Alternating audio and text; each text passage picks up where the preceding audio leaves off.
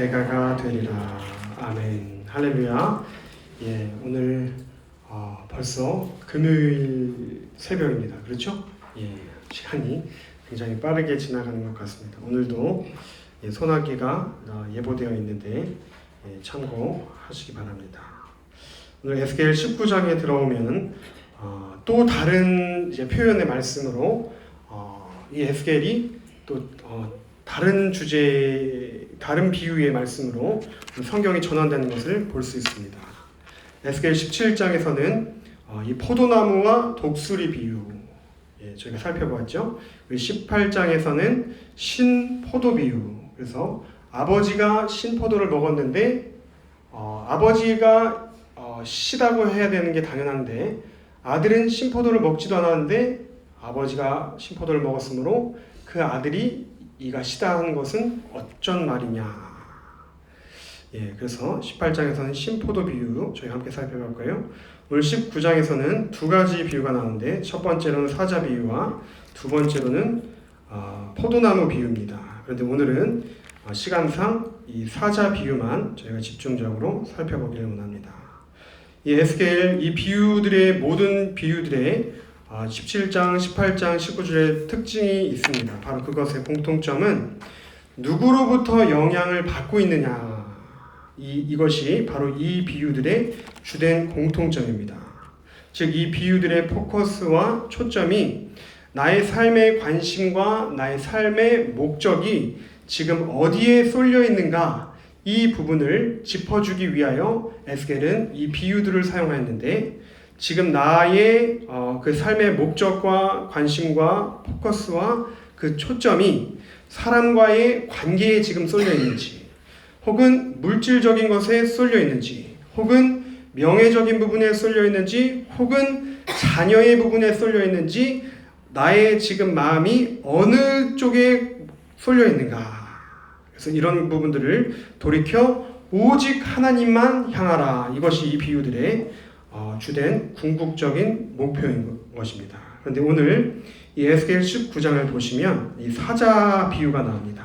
그래서 우리가 생각할 때 이 사자, 이스라엘을 이 사자라고 표현하는 이유가 사자가 동물 중에 힘이 세니까, 사자가 동물 중에 위험이 있으니까 그냥 이 사자를 선택한 것 같지만 사실 이 이스라엘을 사자로 비유하는 데는 다 이유가 있습니다. 창세기 49장을 보시면은 창세기 49장에 야곱이 12아들들을 불러놓고 마지막으로 그들을 축복하는 장면이 나옵니다. 그래서 각 아들별로 르우벤 너는 기력의 시작이다. 그리고 레위, 그리고 시몬, 유다 이야기를 하는데 유다는 뭐라고 하는가? 창세기 49장 9절 10절을 보시면 이렇게 기록이 되어 있습니다. 창세기 49장 9절입니다. 유다는 사자 새끼로다. 내 아들아 너는 움킨 것을 찢고 올라갔도다. 그가 엎드리고 웅크림이 수사자 같고 암사자 같으니 누가 그를 범할 수 있으랴. 49장 10절 규가 유다를 떠나지 아니하며 통치자의 지팡이가 그 발 사이에서 떠나지 아니하기를 실로가 오기까지 이르리니 그에게 모든 백성이 복종하리로다. 그래서 이 야곱이 자신의 넷째 아들인 유다를 축복할 때 바로 그 유다가 사자 새끼다. 또는 10절에 규가 유다를 떠나지 아니한다 라고 하는데 이 규는 영어로 셉터입니다. 즉 왕이 붙들고 있는 이 금홀이라고도 하고요, 지팡이라고도 하고요, 왕의 그 권한과 신분을 나타내는 상징이지요. 그래서 에스더가 왕에게 나아갔을 때 아무리 왕비라고 할지라도 왕이 이 금홀을 에스더에게 내밀지 않으면 그 여인은 죽을 수밖에 없습니다. 그런데 왕이 이 금홀을 내밀면 그 여인은 살 수 있습니다. 왜냐하면 왕이 허락했다는 뜻이죠. 이만큼 이 규라고 하는 셉터는 오늘 성경 11절에도 19장 11절에도 그 가지들은 강하여 권세 잡은 자의 규가 될 만하다. 이렇게 규라는 표현과 사자라고 하는 표현이 등장을 하는데 에스겔은 이 창세기를 매우 잘 숙지했던 것 같습니다. 그래서 어쨌든 오늘 규는 시간상 다루지 못하지만 오늘 이 사자라고 하는 표현이 그냥 동물 중에 강한 동물이기 때문에 또는 위험 있는 동물이기 때문에 등장한 것이 아니라 바로 이 사자는 이스라엘 백성을 가리키고 있는 것이고 바로 이 사자는 이스라엘 백성 가운데서도 지금 그 왕들 그리고 그 다음 세대들을 가리키고 있다는 것을 살펴볼 수 있습니다. 그런데 오늘 이 19장에도 반복하여 등장하는 표현이 있습니다. 한번 펜이 있으신 분은 펜을 들어서 표시를 한번 해봤으면 좋겠습니다. 3절에 먹이 물어뜯기를 배워. 거기 한번 표시를 해보시고요. 그 다음에 6절에 먹이 물어뜯기를 배워. 똑같은 표현이 두 번 등장하죠. 이것은 중요하다는 뜻입니다. 그래서 먹이 물어뜯기를 배운다 라고 두 번에 등장하여서 누구로부터 무언가를 이 젊은 사자가 배우고 있다라는 것을 성경은 시사하고 있는데 이것은 오늘 큐티의 매우 중요한 포인트입니다. 즉 어린 새끼 사자가 누구로부터 무언가를 배우고 있구나 이 사실을 성경은 분명하게 적시하고 있는데 다른 말로 표현하자면 이 사자는 누구로부터 오늘도 영향을 받고 있다는 뜻입니다. 우리 또한 영향을 주기도 하고 영향을 받기도 합니다. 부모로부터 영향을 받기도 하고요. 또 부모 또한 자녀로부터 영향을 받기도 합니다. 그래서 자녀가 전교 회장이 되거나 자녀가 취업을 하거나 자녀가 기쁜 일이 생기면 부모도 영향을 받습니다. 또 우리가 스승으로부터 영향을 받습니다. 동료로부터 영향을 받습니다. 환경으로부터 영향을 받습니다. 상황으로부터 영향을 받습니다. 나는 오늘날 지금 이 시간 어떠한 영향을 받고 있는지 오늘 이 새벽에 에스겔 19장은 우리 각자에게 물어보고 있습니다. 이것이 첫 번째 오늘 큐티의 포인트라고 생각합니다. 나는 어떠한 영향을 지금 받고 있는지 묵상해 보십시오. 그래서 우리가 인생을 살며 많은 영향을 받습니다. 한번 여러분 상상을 해 보십시오. 이렇게 바다가 있습니다. 바다 위에 배가 떠 있는 것입니다. 배가 바로 우리라고 생각을 해본다면 조류의 영향을 받기도 하고요. 또 풍향의 또 바람의 영향을 받기도 합니다. 또 태양의 영향을 받기도 하고 비와 또 폭풍우의 영향을 받기도 합니다. 무슨 말씀입니까? 우리가 즐거울 때 영향을 받습니다. 그 즐거운 사건으로 영향을 받습니다. 또 고난의 환경에 있으면 그 고난의 요인으로부터 영향을 받습니다. 즉 우리가 인생의 바다의 배라고 생각을 해보면 흔들리지 아니하는 사람은 없을진데 그러나 그 중심이 예수 그리스도께 깊이 뿌리내린 사람은 비바람이 불고 창수가 난다 할지라도 크게 요동하지 않는다는 것입니다. 마태복음 7장 24절 25절은 예수님이 산상수훈 가운데 직접 하신 말씀입니다. 마태복음 7장 24절 25절을 제가 봉독해 드리겠습니다.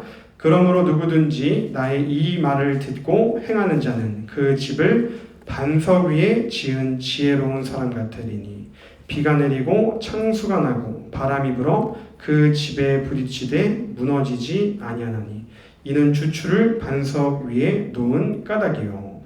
26절 27절도 봉독해 드리겠습니다. 나의 이 말을 듣고 행하지 아니하는 자는 그 집을 모래 위에 지은 어리석은 사람 같으리니 비가 내리고 창수가 나고 바람이 불어 그 집에 부딪힘에 무너져 그 무너짐이 심하니라. 그렇습니다.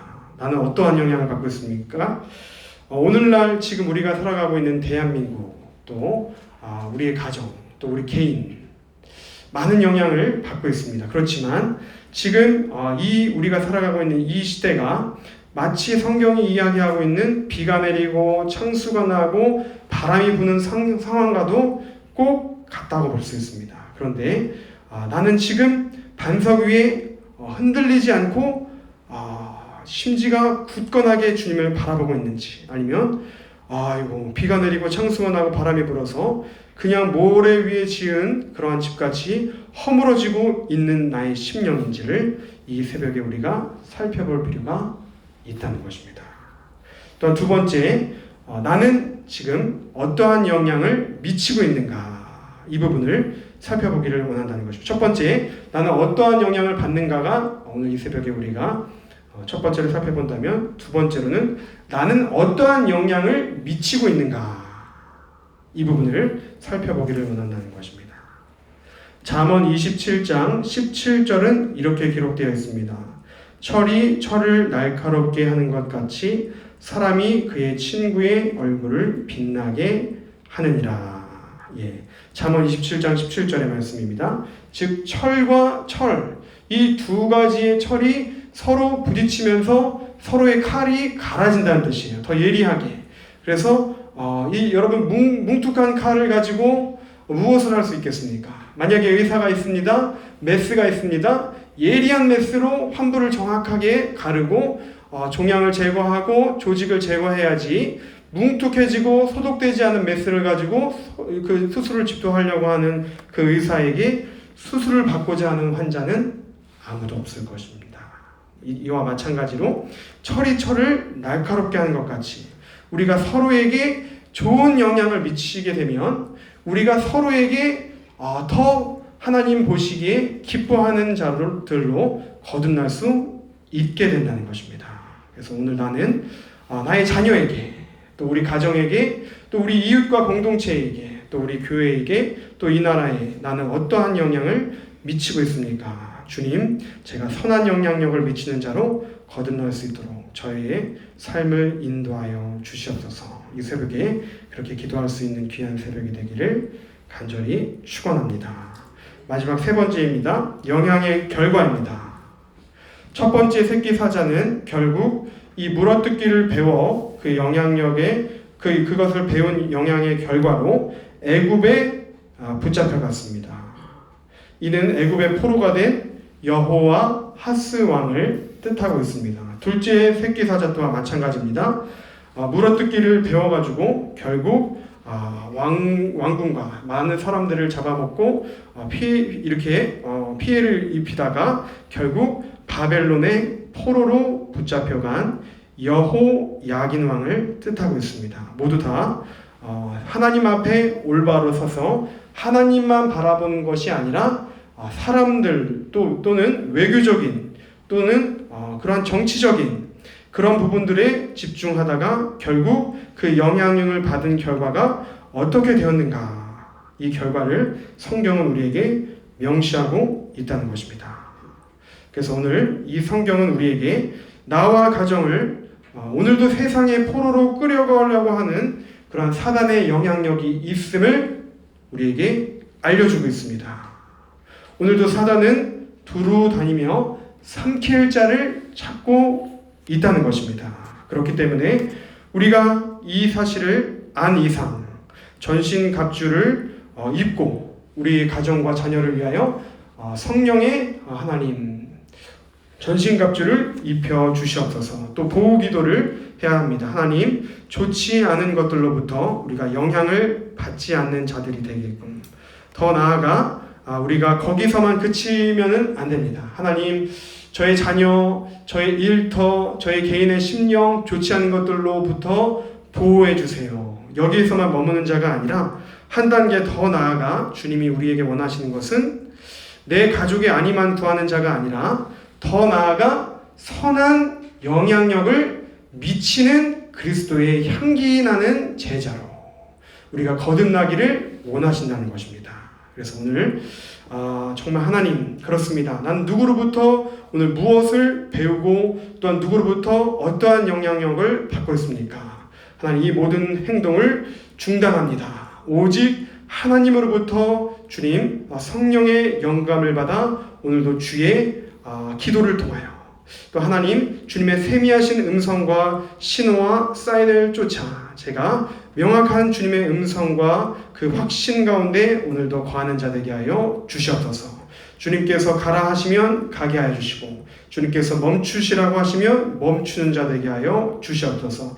오직 세상의 소리를 기울이는 자가 아니라 주님의 그 세미하신 음성 가운데 오늘도 우리의 가정과 우리의 자녀와 우리의 교회와 우리 일터와 우리 개인의 심령이 오직 주님만 바라보고 나아갈 수 있는 그런 복된 하루와 그런 주말 될 수 있도록 인도하여 주시옵소서라고 기도하실 수 있는 귀한 새벽이 되시기를 간절히 축원합니다.